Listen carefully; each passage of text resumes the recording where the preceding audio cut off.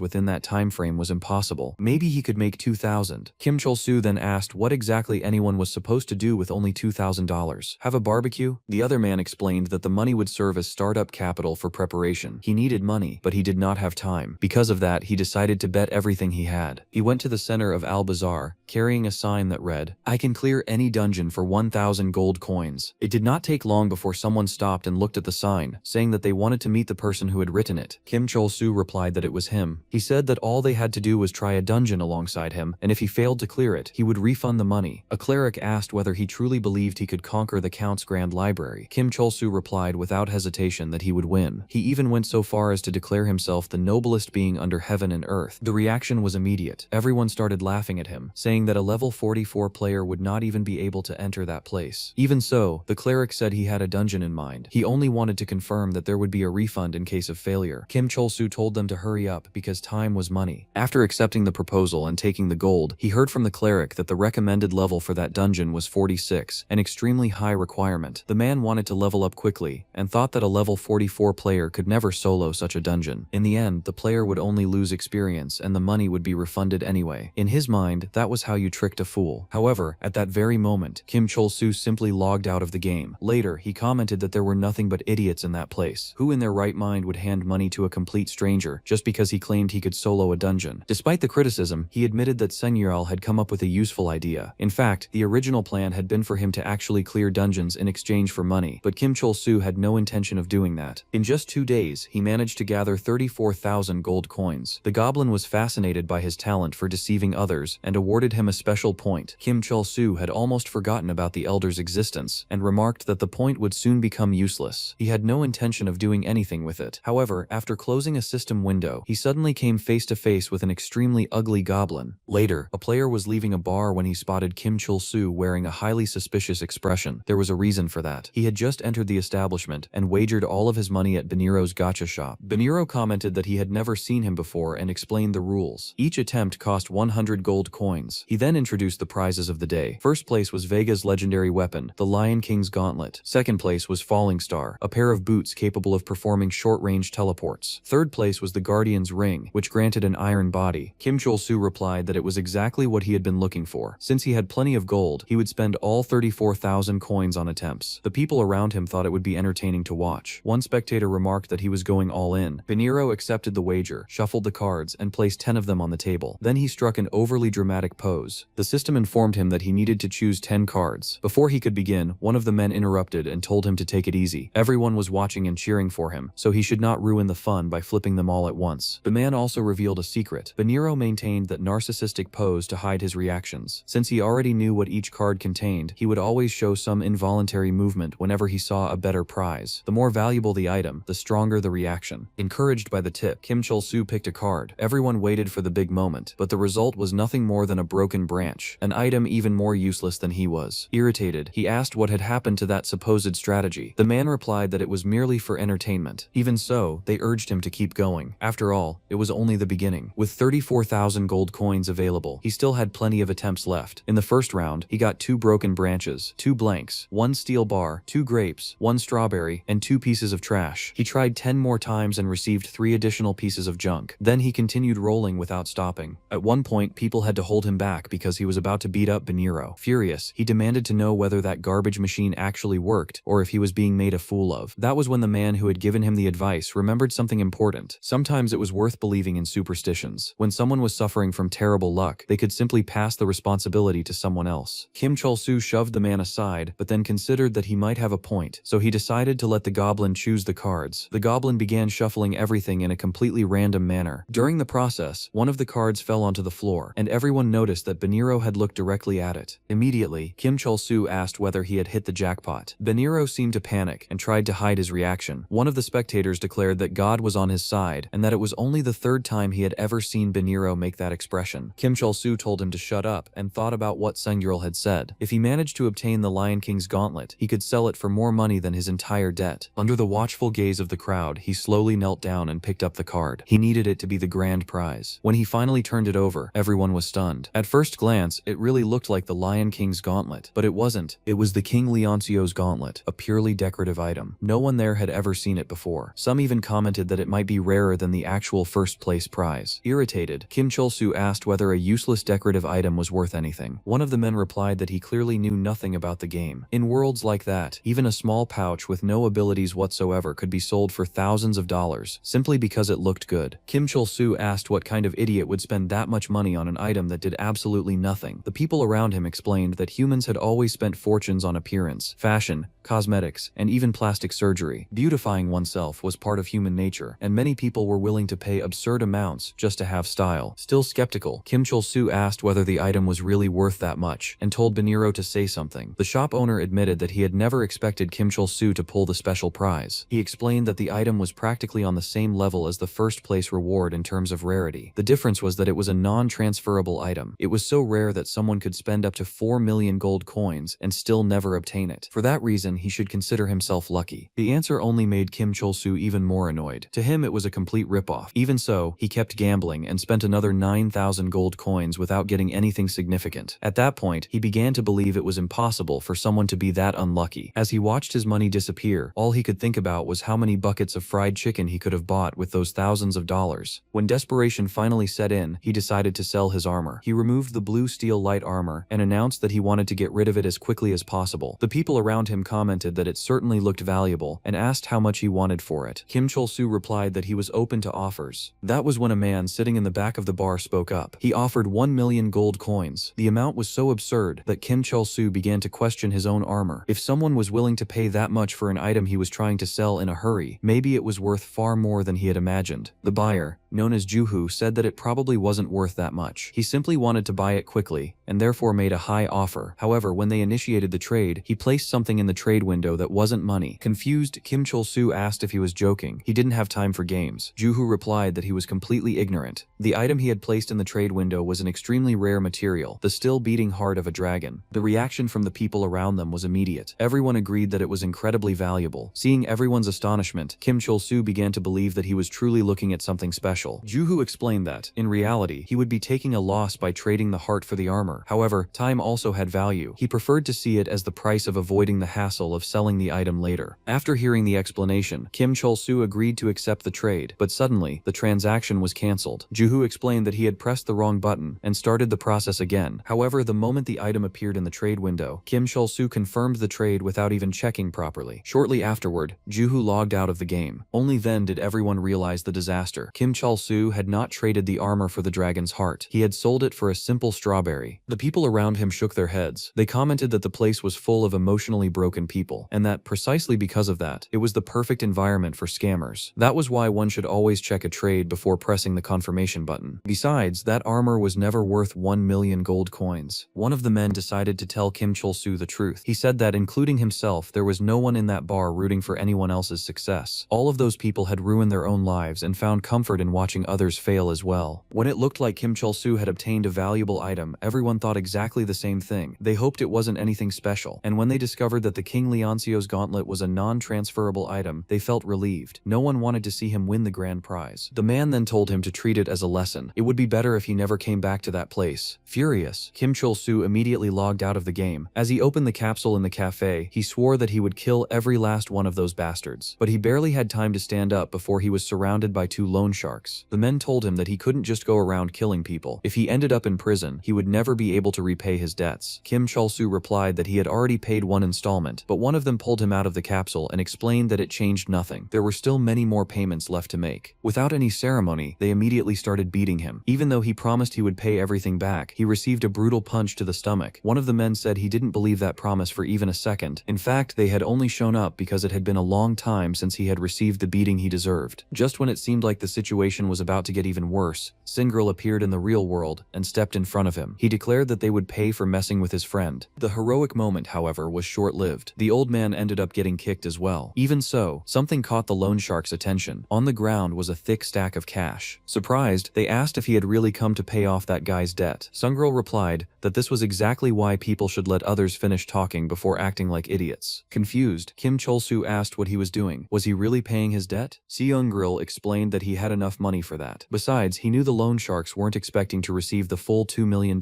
immediately. They were only there for the overdue interest. All he had to do was hand over that amount and send them on their way. The loan shark handed the money to his assistant for verification and asked who exactly the old man was. Was he Kim Chol-soo's friend? After all, they had known that guy for years and had never once seen a friend by his side. Seunggril replied that he had no obligation to answer. The loan shark agreed. As long as the money was correct, he didn't care about anything else. Shortly afterward, the assistant confirmed that everything was in order. Satisfied, the loan shark advised Kim Chol-soo to treat that friend better, and then left with his group. Later, the two were sitting together drinking beer. During their conversation, Seungkyo remarked that it was incredible how a $100,000 loan taken out 10 years earlier had turned into a $2 million debt. The interest rate was completely absurd. Then he remembered something. Hadn't Kim Chol-soo said that this was a debt left behind by his parents? After a few seconds of silence, Kim Chol-soo admitted that he had lied. He felt too ashamed to admit that he had dug his own grave by getting involved with with loan sharks. Seung asked why he had never asked his parents for help. The answer came sharply. He told the topic to go to hell and revealed that he was actually an orphan. Throughout his life, he had been the target of prejudice and humiliation because of it. To him, carrying that burden was a far greater debt than any amount written on a bank statement. Seung understood. After all, Kim Chul-soo had accumulated an enormous debt just to survive. Then he asked what had happened to the $100,000. What had he done with the money? The answer was simple. He had gambled all of it away. In his mind, the only thing he could truly count on was his own body to work. At that moment, Seung finally understood why he had been so obsessed with high-level dungeons. When he asked what Kim Chul-soo planned to do from then on, Kim Chul-soo replied that he still needed money. He said he would do manual labor or anything else. It didn't matter. He had always lived with very little, surviving one day at a time. His life had been nothing but cleaning up messes and taking miserable jobs. Summoner of the Goblin? What a joke. The real goblin is me. Even so, Seung said it was still far too early to give up. He was strong enough to keep going. Kim Chul-soo thanked him, saying that if it hadn't been for him, he would have been beaten to death. He swore that he would recover everything he had lost, no matter the cost. Seung then told him to honor that promise. On the day of the game's major update, Kim Chul-soo found himself thinking that maybe Seung was right. He had already reached level 44 and had grown tremendously since the days when he was just a minor. It was far too early to quit simply because he had lost the goblin. After all, he was much stronger now. When he logged back into the game, he saw that the goblin looked exactly the same as always, smiling normally. However, when he noticed that everyone around him was laughing, he realized why. It wasn't just the goblin being stared at. He himself was wearing nothing but underwear. He quickly put his terrible armor back on, the one that still gave him -1 defense. At least he hadn't sold that piece of junk. Afterward, he went to distribute his attribute points. Previously, the goblin handled every battle on his own, but now Kim Chul-soo had to think about the damage he would personally take. His health was extremely low, so he decided to increase that stat first. He also put a few points into strength. In the end, his build looked more like that of an assassin than anything else. The next problem was obtaining a weapon. Unfortunately, he had already spent all of his money and couldn't even afford a stick. It was all that cursed Gotcha's fault. Then he had an idea. Later, at the Adventurers Guild, Roy the Mage was impressed to finally meet Revenant. According to the rumors, he really was as silent as people said. He was the man who had reached level 47 using nothing but basic attacks without ever choosing a class. Roy explained that the group was looking for one more member. That was when Kim Chul-soo showed up wearing his supposedly incredible gauntlets. He claimed to possess the gauntlets of Vega's Lion King. Convinced, Roy said there was no longer any need to waste time searching for another person, and allowed him to join the team. Later, in Red Canyon, Roy noticed that Kim Chul-soo was nervous and told him to relax. He explained that the level gap between them and the monsters was enormous. The creatures in that area only reached level 33 and did not attack first. However, Kim Chul-soo remained on edge. The reason was simple. His weapon was nothing more than a cosmetic item with no attributes. He had only pretended it was useful in order to get into the party. Ever since his days as a minor, he had never entered a dungeon without relying on the goblin's power. On top of that, his equipment was practically level 3 trash. During their walk, Roy mentioned that he had also noticed Kim Chul-soo still had not completed his class selection. Confused, Kim Chul-soo asked whether it did not appear beneath his name. The mage replied that it did not. The only thing visible was his level. That was when Kim Chul-soo realized something important. Hidden classes were literally hidden. No one could see them. Roy was identified as a mage, but Revenant had nothing written beneath his name. The man had reached level 47 without a visible class. Kim Chul-soo began explaining that he actually did have a class. Before he could finish, however, a spear flew past him. Startled, he asked what had happened. The monsters were not supposed to attack first. He quickly realized the truth. The culprit was the idiot goblin, who had started attacking everyone. Left with no choice, he called the goblin back and explained that his hidden class was Goblin Summoner. Revenant handed a sandwich to the goblin and watched as he ate it. Kim Chul-soo then commented that the goblin was ridiculously strong, but that it was all just a bug that had supposedly been fixed in the latest update. As far as he was concerned, the good old days were over. Roy, however, asked where he had heard such a story. Kim Chul-soo replied that a good friend had explained it to him. At that moment, several salamanders hurled their spears. As the projectiles flew through the air, Roy stated that the update had not affected any summoner classes. A second later, every spear struck the goblin directly. The result was 0 damage. Later, Kim Chul-soo was literally torturing the old man, dangling him over the edge of a cliff. Meanwhile, Seung begged for forgiveness, saying he had made a mistake. Kim Chul-soo replied that there was no need to apologize like that, because he was going to die either way. Desperate, Seung explained that he had probably misread the update notes. Apparently everything was fine. The goblin was exactly the same as before. Kim Chul-soo asked whether that meant it would be fine to simply let him fall off the cliff, without considering all the time he had wasted because of him. He said that not even throwing him 100 times would be enough compensation. Even so, he pulled Seung back up and admitted that he knew it had not been done out of malice. His friend was apologizing sincerely, so he would do nothing more than accept it. Surprised, Sungirl asked whether Kim Chol-soo really considered him a friend. After all, they had only been traveling together for a while. The truth was that he simply could not ignore Kim Chol-soo constantly making one foolish mistake after another. Later, while drinking his coffee, Sungirl watched Kim Chol-soo from a distance. He thought that the boy now trusted him completely. It was the perfect moment to begin his plans. He intended to use the goblin's power to accomplish the Karyota's objective. But at that exact moment, something completely unexpected happened. Kim Chol-soo got hit by a car. The impact was so absurd that even Sangreal was left speechless. After everything Kim Chol-soo had survived inside the game, ending up being run over by a car was hard to believe. What kind of protagonist got hit like that without even being transported to another world afterward? Later, at the hospital, Sungreal introduced himself as Kim Chol-soo's guardian. The doctor explained that Kim Chol-soo had been incredibly lucky. Despite being struck by a car, he had suffered only a few scratches. However, it seemed he had hit his head. The test showed nothing abnormal, so he would probably be discharged as soon as he woke up. Relieved, Seung-jul let out a sigh. He thought he should have paid more attention to him. Inside the game, Kim Chol-soo might have been strong, but outside of it, he was just an ordinary person. When Kim Chol-soo finally woke up, he opened his eyes, stared at the old man standing before him, and asked who he was. Later, inside the Gate of Paradise, he listened to Sungril's explanations and tried to make sense of the situation. He asked whether they were close friends and pointed at the goblin, wanting to know whether that cute little monster was his minion. He said he could not remember anything, but thanked him for helping. Seung-gril thought the whole situation was a complete mess. Losing his memory was already troublesome, but the most irritating part was the personality change. The old Kim Chol-soo would never have spoken like that. Meanwhile, the goblin was squirming and screaming in pain because he was being petted. That scene made it clear that this was not merely memory loss. The change ran deep. When Kim Chol-soo accidentally bumped into another player, he immediately apologized. He was far gentler than before. Sometime later, during a hunt in the desert against the enormous super speeds, Sunjeller told Kim Chol-soo to order the goblin to attack one of the monsters. However, Kim Chol-soo asked how he could possibly tell such a cute little guy to fight a creature that huge. Seung-girl told him not to worry. Even if he could not remember it, the goblin had already defeated countless powerful enemies. Convinced, Kim Chol-soo gave the order. The goblin attacked with absolutely no enthusiasm and dealt only 99 damage. Seeing that, Seung-girl reflected on what had happened. Kim Chol-soo, the mighty goblin summoner, the man destined to fulfill the Karyota's dreams, had become weaker along with the loss of his memories. A short while later, when the goblin was about to take a direct hit from the monster, Kim Chol-soo ran in front of him and took the attack himself to protect his little friend. The goblin's reaction was immediate. He vomited out of sheer disgust. Goblins were simply not kind creatures. Having no patience left to watch this any longer, Seung-kyul charged forward and finished the creature off with a single powerful strike. Impressed, Kim Chol-soo asked if he was really that strong. Seung-girl explained that super speeds were fast and tall, but their defense was extremely low. Kim Chol-soo then commented that it would be nice if everyone could just get along. Upon hearing that, Super Wizard appeared and said he never expected to hear those words coming from him of all people. After all, Kim Chol-soo used to dominate that entire region. Confused, Kim Chol-soo looked at him and said he felt like he knew him from somewhere. A vague memory surfaced in his mind, and he asked whether that man was the Super Dwarf. Annoyed, Super Wizard asked if he could not read the name floating above his head. As he watched the scene unfold, Seung-ryul thought that Super Dwarf had been one of the idiots involved in that previous mess. Despite the amnesia, Kim Chol-soo's memories still seemed to be hidden somewhere deep inside. Perhaps recovering them would be easier than he had imagined. If he could bring him to another hidden dungeon and recreate a situation similar to the one where his life had been in danger, perhaps the memories would resurface. With that in mind, Seung-kyul said he had an urgent matter to take care of and would meet Kim Chol-soo later in the city. Before he could leave, however, Kim Chol-soo grabbed his arm and insisted that they go together. He said Seung-girl was always too gloomy and lost in thought. The two of them could simply relax for a while. After all, Seung-girl had saved his life, and he wanted to return the favor. Seung-kyul replied that the idea was ridiculous. There was no way Kim Chol-soo could help him when he did not even know what he needed. Even so, Kim Chol-soo continued insisting. The problem was that Seung-girl needed to contact the Karyotas. He had discovered information about more hidden dungeons and needed to act quickly to restore Kim Chol-soo's memories before it was too late. Then, all of a sudden, a figure emerged from the shadows. It was Yoon-hyuk, now at level 56. He asked why Seung-girl had not been replying to his messages. Seung-girl merely replied that he had not expected to run into him there. Yoon-hyuk then commented that Seung-girl's level was far too low, especially for someone who spent so much time playing and so little time responding. Unfazed, Seung-girl answered that he preferred using his head rather than his body. He then asked the shadow assassin whether he had had completed his second-class advancement yet. After all, the experience in that hidden dungeon must have left its mark. Yoonhyuk replied that he was poking at an old wound, but there was no time to celebrate their reunion. Patton and Jihoon's lives were in danger. Upon hearing those names, Kim Chol-soo commented that he had heard them somewhere before and that they sounded familiar. At the same time, he could not help thinking that this Yoonhyuk guy seemed incredibly strong. Sungirl asked why the two of them were in danger. Were they not almost as strong as Yoonhyuk himself? Yoonhyuk confirmed that they were, but explained that the two had accidentally entered a hidden dungeon. He did not know many details about the place. All he had received were 3 messages before completely losing contact with them. Because of that, they would need to gather the entire Everton Guild, including the guild master. She probably would not be able to make it there herself, but the other members were already on their way. On top of that, there was a level 100 monster inside the dungeon, so everyone would need to exercise extreme caution. Upon hearing that, Seung-girl was stunned. Level 100? Those idiots had really gotten themselves into serious trouble. He then asked what the last message had said. Yoonhyuk replied that the message instructed them to bring along the idiot standing behind them. According to Jihoon, bringing Kim Chol-soo was the highest priority above everything else, although she herself could not explain what use such a weakling would be. Seung-girl thought she had made the most logical choice possible. After all, she had witnessed the goblin's power with her own eyes. He knew Yoonhyuk tended to be extremely strict about everything, but the truth was that Kim Chol-soo had been the main reason everyone had become stronger during that period. The problem was that, in his current state, he seemed completely useless. Meanwhile, Patton and Jihyun were still struggling to survive. The two were hiding from the level 100 cursed living armor. When the creature passed by without noticing them, Jihyun let out a sigh of relief. Patton, however, did not seem nearly as optimistic. He reminded her that they had already been trapped there for 2 days and admitted that he no longer believed they would make it out alive, especially after seeing all the corpses scattered around them. He also complained that she should not have revealed all the information. According to him, the moment she announced the existence of a level 100 monster, nobody would come to rescue them. Jihoon replied that it would have been much worse if people had arrived unprepared and ended up dying. Besides, Yoonhyuk was not the type of person to act without thinking things through. Patton agreed, but said this situation was different. He then grabbed his sword and declared that, rather than waiting to die of starvation, he would rather face the monster. Maybe, if luck was on their side, one of them would manage to escape. Jihoon immediately argued back, pointing out that this meant one of them would die. She could not accept that. It was far too early to give up. She was certain that if he came, they would survive. Back with the group, Kim Chol-soo asked whether he really had to go with them. After all, Yoonhyuk did not even seem to recognize him as the same person he used to be. Seung-girl approached him and quietly explained that they had once been friends. Because of that, acting so distant would seem strange. The best approach was to talk to Yoonhyuk the way a normal friend would. Convinced, Kim Chol-soo walked over and casually said, "Hey, you son of a bitch." Seung-girl nearly had a breakdown, but to his surprise, it worked. Yoonhyuk replied that now he finally seemed like the real Kim Chol-soo. However, a moment later, his eyes landed on a familiar figure. The goblin. At once, Seung-girl realized he had completely forgotten that the goblin was still standing there. Under no circumstances could Yoonhyuk learn the truth about him. So when Yoonhyuk asked whether that was not the same goblin from before, the answer came immediately. They told him no. That goblin was far weaker. Compared to the previous one, he looked like he was on the verge of death. In any case, they could not afford to lose to that damned big-headed goblin. Yoonhyuk agreed and admitted that perhaps he was simply too nervous. Later, the Everton Guild gathered once again, this time without their guild master present. Yoonhyuk informed everyone that he had managed to contact her, but asked them not to get their hopes up. They would handle this situation on their own. He then explained what had happened. Jihoon, the Deathbearer, and Patton, the Annihilator, had fallen into a trap while returning from a dungeon and were now trapped underground. It was most likely Patton's fault. Given the abilities of the two of them, they should have escaped something like that with ease. The real problem was that a level 100 monster was blocking the exit. The mission would be extremely dangerous. Some people might genuinely die. Although this was a game, the circumstances were different. Anyone who wished to back out still had the chance to leave. Even so, the members of the Everton Guild made it clear that they wanted to help and rescue their companions. Seung-girl, however, issued a warning. No matter how strong they were, the enemy was level 100, and the fight was already heavily stacked against them. The important thing was to remember that their objective was not to defeat the monster, but to save their guild members. Even so, some people could still be useful as distractions. He then added that he was certain of one thing. If Kim Chol-soo ended up being chased by that level 100 monster, he would probably recover all of his memories. Upon hearing that, Kim Chol-soo asked why he specifically had to go down there. Both Seung-gil and the goblin were startled. For a moment, it felt as though the old bastard had returned. Kim Chol-soo stated that there was absolutely no reason for him to risk his life over guild business. Just because 2 people were waiting down there, was that really enough reason to throw himself into certain death? For a brief moment, Seung-gil thought the Demon King had returned. But then Kim Chol-soo finished his sentence by saying that he was ready to go in and help. The goblin and the old man were immediately disappointed. Yoonhyuk thanked everyone for refusing to give up. Then he declared that it it was time for the Everton Guild to save their allies. Meanwhile, Catherine Lee's butler also received information about the group's movements. He ordered his people to continue monitoring Kim Chul-soo, since his behavior had been strange. In truth, he had always been strange, but the butler still chose not to tell Catherine Lee anything. In his opinion, the young lady tended to overreact whenever she heard this kind of news. Inside the dungeon, Yoon-hyuk advanced with remarkable ease, cutting down enemies one after another. Watching him, Kim Chul-soo was deeply impressed. Yoon-hyuk alone was extraordinary, but the entire guild operated like a perfectly tuned machine. Not a single member left an opening. They trusted one another completely to cover their weaknesses. It was at that moment that a zombie appeared behind Kim Chul-soo. Before he could react, Singyul crushed the creature with his hammer. He then remarked that those monsters died easily because their defenses were intentionally low to compensate for their overwhelming numbers. Grateful, Kim Chul-soo simply threw his arms around the old man. The goblin panicked at the sight. While Soongirl asked why he was clinging to him so tightly, Kim Chul-soo replied that it was moving to discover that there were two people who considered him so important. Maybe that meant he had truly lived an honest life. Soongirl answered that it obviously did, though inwardly he thought the boy had completely lost it. Maybe he needed to be tossed in front of a high-level monster to snap back to normal. Shortly afterward, he suggested to Yoon-hyuk that they split up. The monsters were too weak, and there was no need to maintain formation from the start. It would be more efficient to divide into groups, search for traps, and speed up their exploration. Yoon-hyuk agreed. They could not afford to waste time out of fear of some minor monster. The guild would split into 3 groups to search for Jihoon and Patton. If anyone found anything suspicious, they were to inform the others immediately. Above all, no one was to venture deeper into the dungeon until everyone had regrouped. The super wizard had claimed he would not need to do much, but when a zombie charged at him, he demonstrated his thundershock. The attack ricocheted off a trap and activated a magic circle around everyone standing at its center. As Sungril examined the ground cracking beneath them, he concluded that they had likely triggered the trap themselves. And of course, everyone fell. Only the super wizard remained above, and immediately realized he had made a terrible mistake. At that moment, someone appeared, saying he had arrived late. It was the beloved Yoon-hyuk, but now he was in serious trouble. The level 100 monster was down below, and at this rate, everyone was going to die. This was Lammy, the level 83 trickster and guildmaster of the Everton Guild. Once, in the ultimate difficulty dungeon known as the Great Library of Conde, located at the end of the Gate of Paradise, a group of extraordinarily powerful players had finally managed to challenge it. King of Knights Gimoon, Empress Lammy, and the Berserker Mad Dog were praised as the trio who cleared the Great Library for the first time. What went unnoticed by the public was that every other player who entered the dungeon with them had died. That was why Lammy declared that everyone below was going to die. Yoon-hyuk questioned why the trap had activated out of nowhere, but he had little time to think. Almost immediately, he sensed intense heat approaching and barely dodged an attack from a level 100 living armor. He nearly soiled himself when he realized that this was the monster everyone had been talking about. He stood absolutely no chance against it and needed to get his allies out of there immediately. Looking around, he saw that one of the assassins had already been cut in half. The living armor attacked again, but buffed Susie managed to block the strike and told him to save the others. Sengjiro replied that she needed to hold the monster off for a while longer. She prepared to counterattack, but he grabbed Yoon-hyuk and pulled him away. This was not an enemy they could fight head-on. Not long afterward, Sungril realized that Susie had already been defeated. In truth, she had never stood a chance. He asked Yoon-hyuk whether he was really thinking of fighting that thing. This was not a battle, it was a massacre. Before they could even react, almost everyone had already died. Running away was their only option. The living armor raised its blood-stained sword for another attack. Sungril thought bitterly that he had never expected a situation like this. If they had encountered the creature from a distance, they might have been able to devise a plan. He had prepared for a stealth mission to rescue Jihoon and Patton. Even if everything went wrong, Kim Chul-soo regaining his memories would have been enough to solve the situation. But out of all possible outcomes, the worst one had happened. They had fallen directly on top of the enemy. He knew there was no chance of victory. Fortunately, just before they were cut down by the living armor's sword, the goblin was launched using the goblin bomb skill and exploded directly against the creature. Then Kim Chul-soo shouted for everyone to run, yelling that this was their chance. Seungirl was relieved to see that Kim Chul-soo was still alive. Without wasting a second, he ordered Sungkrul and Kim Chul-soo to run as well. Using the smoke from the explosion as cover, he dodged the next attack and escaped together with the others. Even so, the living armor did not seem willing to give up the chase so easily. Later, while reviewing his skill tree, Kim Chul-soo realized he still had a few unspent skill points. He purchased whatever he could, including the skill Goblin Bomb. The description was simple: the goblin self-destructs, dies, and cannot be summoned again for 10 minutes. Kim Chul-soo felt that was a little cruel to the goblin, but it was still better than watching 2 people die. Meanwhile, Yoon-hyuk was completely devastated. He kept saying that everything was over, that Jihoon and Patton were probably already dead. Calling himself an idiot for bringing everyone there, he insisted that he should have died long ago. Seungirl knew the situation was truly terrible. The assassin squad was practically likely Eunhyuk's family, and the Evaton Guild had begun with them. Watching friends die in such a manner was not something anyone could endure easily. Even so, he told him that he could not remain depressed for long. They had no idea when the creature would return, and they needed to keep moving. At that point, one of the assassins asked whether he knew why the guildmaster had become the way she was. One day, she had confessed that nearly everyone who entered dungeons alongside her had died, and that only 3 people had ever made it out alive. At first, he had not believed her. He thought all those stories about dying in real life after dying in the game were nothing more than rumors. Because of that, he had never been afraid of entering a dungeon. To him, it was only a game. Pain was an interesting experience, proof of how far technology had advanced. He had even enjoyed it. But everything changed during the raid against the previous boss. For the first time, he felt fear. The pain had gone far beyond the limits of entertainment, and he realized that if he encountered an even stronger monster, he might truly die. After that, he did everything he could to level up. He wanted to reduce the gap between himself and the monsters to avoid any fatal blows. Yet the more he grew stronger, the more he felt as though he was only digging himself into a deeper hole. He had decided that he would quit as soon as he rescued Jihyun and Patton. He wanted to abandon that stupid game once and for all. He should not keep risking himself like that. On the surface, he pretended to be brave, but the truth was that he had been terrified of coming there alone. That was why he had dragged everyone else along with him. Sungryul replied that there was no way he could have predicted what would happen. They had a plan, and there had been a good chance that it would succeed. It was not his fault. Even so, Eunhyuk continued repeating that he had killed everyone. Hearing that, Sungryul actually considered slapping him, but Kim Chol-soo was faster. He launched a flying kick straight into Eunhyuk and demanded to know what kind of nonsense he was talking about by claiming everyone was dead. He told him to stop being so negative and asked whether he was a doctor to be so certain. He also said that he regretted ever considering such a pathetic idiot his friend. Upon hearing that, Sungryul found himself wondering since when Kim Chol-soo considered Eunhyuk a friend. The last time the two had met, things had seemed very different. Kim Chol-soo admitted that, in truth, he would rather stay as far away from Eunhyuk as possible, but for the moment, he had decided to motivate him. He said that it was still only a game, and that people did not die from playing games. Maybe the entire story about the Doom was a lie. Until he saw it with his own eyes, he had no intention of believing it. Therefore, Eunhyuk needed to focus on what actually mattered, and think about everything else only after they escaped. Hearing that, Eunhyuk dropped to his knees and asked Sungryul what he thought. He wanted to know whether he also believed the Doom was a lie. Deep down, Sungryul knew that the Doom was real. There was no way all those people could still be healthy after what had happened. Even at that very moment, someone was probably dying in the real world after dying inside the game. But he could not say that. For Eunhyuk's sake, he replied that he had only heard rumors and had never personally confirmed anything. He said that the important thing was to do everything possible to avoid falling victim to the Doom, but that nobody knew the full truth. As Kim Chol-soo had pointed out, it was still far too early to declare everyone dead. That seemed to help. Eunhyuk understood the message and apologized for showing such a pathetic side of himself. He said he was feeling better now and got back to his feet. He promised that he would repay that debt somehow. Watching the scene unfold, Sungryul thought that Kim Chol-soo had genuinely managed to get Eunhyuk back on his feet. Even so, he still had no idea whether Kim Chol-soo's memories had returned or not. Regardless, Eunhyuk regained his focus and returned to thinking about the Evaton Guild's rescue mission. Meanwhile, up above, the super wizard discovered that the guild master had absolutely no intention of helping those trapped below. She did not even respond when questioned, and made it clear that she had only come to watch Eunhyuk get beaten up, not to help or rescue anyone. The super wizard was outraged. To him, it looked as though she had come solely to watch everyone fall into the trap and die. But she replied that there were many crazy people in that game, and asked whether he knew what the Doom was. That dungeon was extremely dangerous. At that moment, the super wizard began to understand what she meant about the trap. Down below, Jihyun had reached the same conclusion. Everything seemed to have been nothing more than a test. Patton could no longer contact anyone outside, so Jihyun asked whether he remembered what had happened when they first fell into the trap. The crystal embedded in the wall had reflected her magic, created a magic circle, and teleported everyone to that location. Patton confirmed it, but immediately started complaining. He said that whenever something went wrong, people always blamed him, but he wasn't that stupid. In his opinion, this time it was entirely her fault. Jihyun replied that traps usually only worked on careless people like him. However, this one was different. She had been careful throughout the entire dungeon. Ordinary traps were designed to catch reckless adventurers, but this one had been specifically designed to activate when a skill directly struck the crystal. Then she asked what kind of person would create such a ridiculous trap, one so absurd that even someone like Patton wouldn't accidentally trigger it. Patton was outraged and asked if she was joking. Ignoring him, Ji-hyun explained that the dungeon had been designed for players around level 50. A level 100 monster should never have appeared there. Most people would die from a single hit, but Patton insisted that it changed nothing. They were still trapped, and they were still going to die. Ji-hyun tried to explain that this wasn't an ordinary trap, but she stopped mid-sentence when she noticed something. She had found another crystal identical to the previous one. Without wasting any time, she summoned her magical bow and fired an arrow. Patton, already desperate, thought she had gone insane and was shooting at him, but the crystal was her true target. The moment the arrow struck it, another magic circle appeared before them. Ji-hyun believed she had finally found a way out. However, as soon as the system activated, a message appeared stating that 3 people were required to pass through the altar of light. 2 would not be enough. Patton panicked again. According to him, there was no one else alive down there besides the 2 of them. At that moment, they heard footsteps approaching. Both of them froze. The first thing that came to mind was the living armor. Then they saw something emerging in the distance. It was Yoon-hyuk's head. For a brief moment, Patton believed Yoon-hyuk had actually come to save them. But when the figure fully emerged, they realized the truth. It was the living armor carrying Yoon-hyuk's severed head. Naturally, both of them started running. Patton completely lost his composure, but Ji-hyun barely reacted. Just as the creature's attack was about to hit her, someone appeared at the last second and blocked an attack worth 2 million damage. It was the real Yoon-hyuk. Using the goblin as a shield, he managed to parry the living armor's strike. Even he admitted that using a summoned monster to parry attacks was unexpected, but it seemed like a great idea. Patton immediately cheered when he realized it really was Yoon-hyuk, and that he had come to save them. Ji-hyun, on the other hand, was shocked. She couldn't understand how someone had just parried a level 100 monster. Shortly afterward, the others arrived as well. Seungirl and Kim Chol-soo appeared right behind him. Seeing Ji-hyun unharmed, Kim Chol-soo remarked that she seemed to be doing fine, and let out a satisfied chuckle. She then asked what had happened to him. Before he could answer, Seungirl told her not to even ask, because he was still annoyed by the entire situation. At that moment, as Seungirl stepped into the altar of light, he automatically activated the mechanism. Since there were now 3 people present, the system finally recognized that the requirements had been met. Confused, Ji-hyun asked if there was anyone else alive down there. Seungirl replied that, for the moment, it was only them. Then Ji-hyun realized what needed to be done. She said that someone would have to save the 2 people left behind, and directly asked Kim Chol-soo to rescue In-hyuk. In response, he simply raised his thumb with a confident thumbs up. Shortly afterward, Ji-hyun, Patton, and Seungirl were teleported to safety. As soon as they disappeared, Yoon-hyuk stared at the living armor, and concluded that there was no other way out except defeating that thing. Kim Chol-soo agreed. From what he could see, it really did seem like their only option. The living armor roared in front of them, causing the entire area to tremble. Even so, neither of them backed down. For the first time since the creature had appeared, they stood their ground and faced it head-on. Kim Chol-soo commented that the monster sure made a lot of noise, and that it would be dead soon enough anyway. But Yoon-hyuk told him not to celebrate too early because that kind of thing brought bad luck, and then told him to keep up with his pace. In response, Kim Chol-soo simply summoned his goblin. Meanwhile, the assassin charged at the creature with both blades in hand, declaring that he would leave that place alive. Earlier, Kim Chol-soo had mentioned that something was bothering him. Normally, they would receive a warning before encountering a monster far above their level. Seungirl asked how he knew that, and whether he had recovered any memories. Kim Chol-soo replied that he didn't know exactly where that information came from, but he remembered a red system window warning about high difficulty areas. Seungirl then wanted to know whether he had fled from the monster he encountered earlier, what level it was, and whether he remembered anything else. Kim Chol-soo answered that he couldn't recall, but that a warning should have appeared back then as well. The gap between them and a level 100 monster was enormous. A system alert should have appeared. Perhaps that monster wasn't actually level 100. After all monsters in the dungeon were around level 50. It would be strange for a level 60, 70, or even 100 creature to suddenly appear. Maybe it was some kind of trick. In that case, the death penalty might not even apply to those killed by it. There was still hope. Yoon-hyuk admitted that it made sense, but reminded him that it was still a gamble. Then he asked whether Kim Chol-soo was willing to take that risk. He replied that honestly, he didn't even know what he wanted anymore, and asked what Yoon-hyuk thought he would do. The answer came without hesitation. The Kim Chol-soo he knew would never give up, and Yoon-hyuk truly didn't give up. His attack caused no damage at all, but the moment he was about to be struck, he used the Assassin of Shadows skill, Guillotine, to escape. Emerging from the creature's shadow, he struck at its neck, but didn't even manage to scratch it. The creature turned to attack again, but the blow was absorbed by the goblin. Yoon-hyuk commented that that bastard Kim Chol-soo was still the same as always. After all, the goblin had just been thrown against a pillar, so it must have hurt at least a little. While using his goblin bomb strategy. Kim Chul-soo noticed something important. There was no cooldown for resummoning the goblin, even after its death, so he apologized for making it die so many times, but said he would do it again. Without wasting time, he resummoned the creature and declared that it would take all attacks instead of Yoon-hyuk. The assassin, however, thought it was easy to say that. He was the one standing in front of the monster. Even while absorbing the blows, their attacks still had no effect. He wanted to believe Kim Chul-soo was right, but he was certain it was a level 100 monster. Because of that, he concluded that he needed to escape. While running, Yoon-hyuk remembered when they asked whether he was fleeing because of the death mechanism. People dying in real life because of a game was something hard to accept. He didn't want to believe his friends had died that way. He didn't know whether all of this was truly worth it, but he needed to find out what he could still do while alive. He needed to keep moving forward. At that moment, however, he was running from the creature. He passed by Kim Chul-soo, who also saw the monster approaching them. Kim Chul-soo asked why he was running, since he had said he would protect him, but Yoon-hyuk replied that it didn't matter. This was doomed from the start. The creature's next strike was blocked again by the goblin's body, which even seemed slightly happier. Kim Chul-soo ended up cornered against the back wall and realized they were in a dead end. He considered using the goblin again to block the next attack, but then noticed something strange. The goblin was still alive. Even after taking 2 million damage, it hadn't died. When the next blow came, the goblin blocked it again. This time, it only took 79 damage. That's when Kim Chul-soo realized the truth. It was impossible for a goblin to be strong enough to withstand attacks from a level 100 monster. That could only mean one thing: the enemy was weak. Instantly, he lost his fear. Yoon-hyuk, on the other hand, thought that was impossible. Were their attacks really not dealing damage, or was there another explanation? He realized that out of fear, he had never attacked with his full strength. So he stood up, saying he had only been defeated all this time because he was afraid. He told Kim Chul-soo not to interfere anymore. That fight was his now. Kim Chul-soo thought he had only made that decision after realizing the monster was weak. When the living armor sword came toward him, he commented that it shouldn't be so hard to parry a strike that couldn't even kill a goblin. But he quickly discovered it was a bit more complicated than he thought. The attack hit him, dealing 4,970 damage and throwing him to the ground. Kim Chul-soo offered help, but Yoon-hyuk refused. He realized the creature wasn't strong. What was weak was his own heart. Whether it was a level 100 monster or a level 1001, he would continue to be defeated as long as he was controlled by fear. What he needed wasn't more power, but courage. He needed to open everything with his own hands. That would be his penance. Then he deflected his blade against the living armor sword while thinking he never imagined living in such a violent world. That world had treated them all like fools, and in the end, he was more of a coward than anyone else. That was why he needed to open that door and apologize. Kim Chul-soo noticed that the monster's level was decreasing. After a few of Yoon-hyuk's attacks, it dropped to level 81. With more strikes, it fell to 73. Soon after, it was already at level 61, while its armor began to crack. When it reached level 53, the living armor let out a scream and started to flee. Yoon-hyuk couldn't believe what he was seeing. After chasing it the entire time, now the monster was the one running away. Kim Chul-soo cheered and told him to finish it quickly. Without wasting the opportunity, Yoon-hyuk used the standard assassin skill, backstab, and finished off the living armor. After the battle, Yoon-hyuk leveled up from 56 to 59, while Kim Chul-soo went from 44 to 50. Excited, he jumped onto Yoon-hyuk to celebrate the victory. The assassin, however, told him to stop being disgusting. The living armor dropped 2 legendary items as rewards: the cursed heavy armor and the cursed heavy helmet. Yoon-hyuk commented that he had never seen a golden item before, but admitted that he had lost that competition. Because of that, he told Kim Chul-soo he could take the loot. It was fair. Without him, neither of them would have won. But Kim Chul-soo picked up both items and asked if he was joking. After all, he wouldn't have been able to win without Yoon-hyuk's help either, so he split the equipment. He kept the helmet and gave the chest armor to his companion. Yoon-hyuk replied that he didn't even know what had gotten into him. Now he understood why Ji-hyun didn't want Kim Chul-soo to come. Then he apologized for calling him weak, for saying he was the most subhuman creature he had ever seen, and even for claiming he was the son of a cross-eyed curse. Kim Chul-soo simply listened in silence. Shortly afterward, the magical door opened once again. Yoon-hyuk asked if the monster really hadn't been level 100. Kim Chul-soo explained that not exactly. It had started losing levels during the fight, and in truth, it seemed more like an illusion. It was as if the creature absorbed the fear of those around it. He also mentioned that he knew Yoon-hyuk was worried about his friends and the possibility that they had been victims of the death penalty, but he believed it was all just a way to scare them. The creature wasn't a powerful monster of that kind. When they returned, everyone would be fine. Soon after, they began floating back to the first floor of the dungeon. However, at the last moment, Yoon-hyuk spotted his master down below. Judging by her expression, she seemed extremely angry about everything that had happened. Once they safely returned, Ji-hyun was the first to hug them. She said she was happy to see them alive, and thanked Kim Chul-soo for protecting Yoon-hyuk. The assassin then realized that his entire group was also alive, and apparently unharmed. Ji-hyun explained that when she arrived, she had found everyone there. The group members said they had been ejected from the dungeon at the moment they died. Hearing this, Kim Chul-soo concluded that they had been automatically expelled, failed. That meant the bodies that died inside the dungeon were fake. If they had known that earlier, they might have simply allowed themselves to die to escape. One of the assassins commented that Ji-hyun had seen his head being cut off, and it had been terrifying. Everyone had tried to warn the others about what was happening, but the dungeon had apparently blocked all communication between them. Yoon-hyuk told everyone not to worry anymore. The important thing was that they were alive. But there was an even more important question. He asked if the guildmaster was there. Soon-yeol found the question strange. The others replied that she hadn't appeared at all, even though her own guild members were in danger. That was when Kim Chul-soo mentioned that he wasn't sure if she was really their leader, but he had seen a girl named Lammy at the exit. The reaction was immediate. Everyone was shocked. It really was her. Had she left her room to save them? Later, Singdril explained the whole story to Kim Chul-soo. That's how he learned that Lammy was known for never leaving her room, and that she had finally entered the game she feared so much just to rescue her friends. Even so, Sengirl commented that he wasn't sure whether she had truly appeared to save anyone, since she vanished without even revealing herself. Each person had their own reasons. Then he asked how Kim Chul-soo's memories were. The young man replied that he still couldn't remember anything else. The only thing he knew was that he apparently didn't have any family. Not even when he was hospitalized after being hit by a car did anyone come to visit him. At least he still had Sungirl to help him. Then he asked whether he really needed to recover his memories. Maybe it would be better to leave everything as it was. That way, he wouldn't have to hate anyone again. But Singirl replied that there were definitely important memories in his life. That was why he would do everything he could to help him recover them. Later, the two said goodbye to their friends and went on their way. However, during the trip, Singirl noticed something important and asked whether Kim Chul-soo at least remembered where his house was. Sometime later, the old man took him to a decaying building. When they started going up the stairs, they passed the same two loan sharks from before. This time, however, Sungirl pretended he didn't know them, and Kim Chul-soo didn't recognize them either. Sungirl left some money on the counter and told him to stay there until he recovered his memory. He also explained that there was a bathhouse next door, so he could take a shower whenever he wanted. However, Kim Chul-soo replied that he didn't need that, and that it wasn't necessary to give him money, since he could manage on his own. Even so, Sungirl made it clear that he wasn't simply giving him the money, it would be a debt to be repaid later. For now, he just wanted him to have a good night's sleep. That night, Kim Chul-soo lay in the room, thinking about what he had said earlier. Why had he said he didn't need to recover his memory? He shouldn't have said something like that. To repay that man's kindness, and ensure he wasn't causing trouble for anyone, he really did need to recover his memories. While reflecting on this, he heard a noise in the hallway. The sound kept getting louder and louder and louder, until it suddenly stopped. Frightened, he muttered to himself that it had been scary. For a moment, he thought it was those damn loan sharks. The memory of them came back to his mind, and that night he had nightmares. When he woke up in the morning, he had the feeling that those people seemed familiar. It was a very strange dream. Meanwhile, Yoon-hyuk was meeting with his guild to share something important. He explained that he had discovered that perdition was real. Before, he believed they could keep playing as they always had, but now he wasn't so sure anymore. The dungeons were getting harder, the monsters stronger, and the rewards increasingly greater. The more they played, the more their desires grew. All of this while their lives constantly hung by a thread. Because of that, he said each of them could decide on their own whether they wanted to stop or continue with him. He wouldn't force anyone to choose. However, he admitted that if any of them ended up suffering in the future, he would carry the regret until the last day of his life for not having stopped them. The guild members began to respond. They said no one could deny that Yoon-hyuk was the one who had tried the hardest among them all. After the incident with the steel giant, he had evolved so quickly that no one could keep up with him, and all of it was to protect his team. They also said he was already doing more than enough, and that they were tired of seeing him carry everything alone. Susie said that now he could rest, because she would accompany him. Another member said he felt the same way. Ever since they started seeing monsters appearing out of nowhere, it had become hard to enjoy the game the same way. Even so, not everyone intended to stop. One of the members said he wasn't afraid of this so-called perdition. Patton declared that he would keep playing because he simply didn't know any other way to live. Without the Heaven's Gate, his life would have no meaning. Ji-hyun also said she planned to stop, but before that there was someone she wanted to meet again. She said Yoon-hyuk had asked her to send his regards to that person, as well as his gratitude. After that, Yoon-hyuk told them he would bring everything to an end once and for all. Before anything else, he needed to at least talk to the guildmaster. One of those present replied that she had never appeared to save them, and that he didn't believe she would really help them. Yoon-hyuk admitted it was sad to see that no one believed in the same truth he saw anymore, but he said he no longer had doubts about the guildmaster. Then a figure shrouded in shadows suddenly appeared and asked if they were Kim Chul-soo's friends. Yoon-hyuk saw no reason to respond. The person then said she was merely an acquaintance of his. Then she began counting slowly. 1, 2, 3, 4, 5. 5 people he knew. Then she asked whether he would be shocked if all of them suddenly died. Irritated, Yoon-hyuk asked who she was to appear out of nowhere, saying something like that. The woman simply replied that all of them would die. Just like that. Meanwhile, Kim Chul-soo was seeing the sea for the first time, at least apparently, and was extremely happy. Sang-yeol watched his reaction and wondered whether he was innocent or simply naive. The young man also found the local rule strange change, which prohibited entering the beach without swimwear. To him, that would make sense on an ordinary beach, but Sengyurl explained that this was no ordinary beach. It was a sacred place where players performed the second-class advancement. Not understanding, Kim Chol-soo asked what exactly that meant. The old man explained that he had already reached level 50, which meant he could evolve his class into a superior version. As a warrior, for example, he could become a blacksmith warrior and gain the ability to craft his own equipment. He could also choose the guardian class, specialized in defense to protect the group, or become a magic swordsman. There was also the knight class. In fact, the famous Night King, Gimun, was an example of that class. Like it or not, from level 50 onward he would no longer be able to gain experience until he completed his class change. So they weren't there to take a bath. Now he understood, right? Kim Chol-soo replied to the goblin that they really hadn't come there to have fun. Then Singdral explained that, among the countless islands scattered across the region, there was one that housed the sacred site. The problem was that its location changed every day. In the past, it was necessary to cross the entire ocean searching for it. Fortunately, since many people visited the area for vacations, there was always someone who had found the location that same day. They just had to ask. The two decided to split up to gather information. At that moment, Kim Chol-soo asked if he needed to talk to women as well. Not understanding the question, Sengyurl asked if he intended to exclude them from the conversation for some reason. Then he immediately pushed the young man toward one of the female beachgoers. Full of nervousness, Kim Chol-soo approached a girl and tried to start a conversation, but he froze, repeatedly saying